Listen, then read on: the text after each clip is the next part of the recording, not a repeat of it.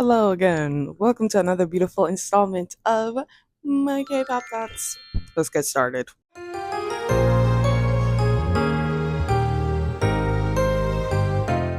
What is the topic of discussion for today?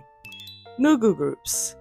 And if you might not know what Nugu groups are, you are new to K-pop. Like you are freshly new to K-pop. And that's okay, babes. I will give you the definition of a Nugu group. Group is basically groups that are not part of the big three companies in K-pop, but still manage to find some kind of success that puts them in K-pop as a withstanding. Like, oh, that's another great group, and they just happen to not come from SM, JYP, or YG. You know, why are we talking about Nugu groups? Well, I was scrolling on the TikTok of Eve, and I searched up Mamamoo. It feels as though in recent years they're dwindling down in notoriety and people are forgetting who Mamamoo is. Why we're talking about Mamamoo is because while I was scrolling on TikTok and I was looking through the comments, someone made a very astute observation that I didn't notice up until these recent years. Around some point in time, you could make it as a Nugu group in K-pop.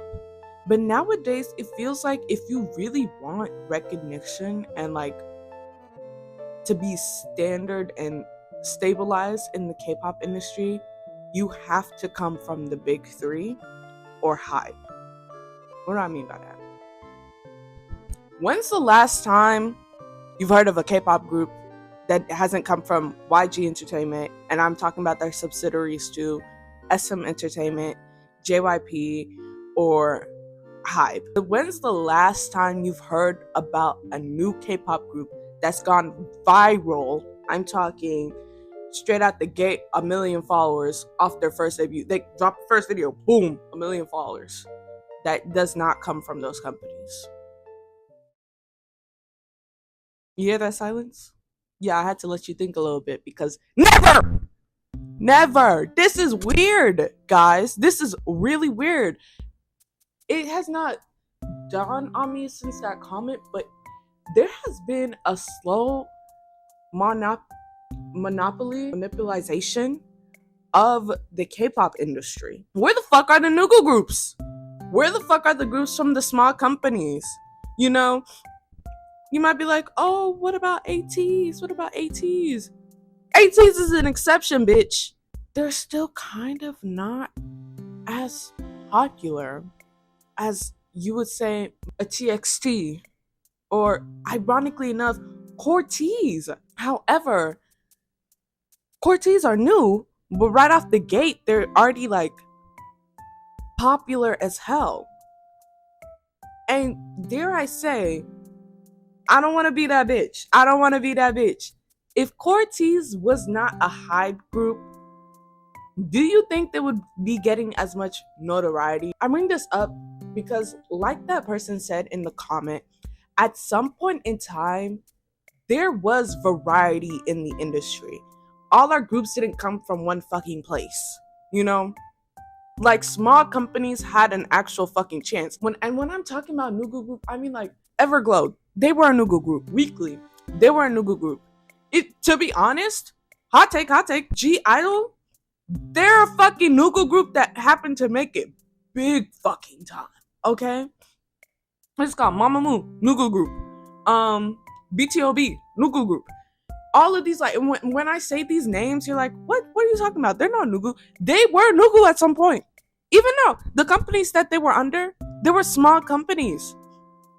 It wasn't until they had their big break of their own volition that they established a place where it's like, they're no longer Nugu to oh, these are classics in the K-pop industry. If you listen to K-pop, you would have heard them at some point in time. They're not more popular than the big three, but they were popular enough in their own right that you generally forgot that they didn't come from the big three. And that's the beauty about K-pop, really. What's it called? What did someone say? There's not enough bitches fighting like they're hungry for this shit. And that's the fucking problem. I think that's also why I'm not as invested into looking at new groups, like past third gen for real. Because no offense, but nobody's fighting like they're fucking hungry for this shit because they already have this shit. They already have the backing. They don't need to worry. They don't need to worry if they're going to be successful or not. Their company name alone guarantees them success. And it's nothing of fault to these groups, but it's just like when that starts happening, I feel like we lose the art of K-pop being fucking K-pop. Not to be that person and be like, make K-pop Korean again, but make K-pop fucking Korean again. I don't know how to say this without sounding weird as shit, but like something shifted after third gen. It's like all the focus was just on the West, and it's like fuck the West, like original niggas came to K-pop because it was Korean pop music. It was so Korean that you couldn't help but love that shit. I'm not saying that there are no Nugu groups in this new generation that aren't doing it and aren't trying to make a spot for themselves. There's just one group that I listen to from Racine. They're really good. I feel like half the songs, if they were part of a big three company, they would always go viral. But Racine is a really good one that y'all should look into. I'm not saying that they don't exist, but it's kind of jarring to see how much of a place the big three has taken up in K-pop, especially in this new modern age.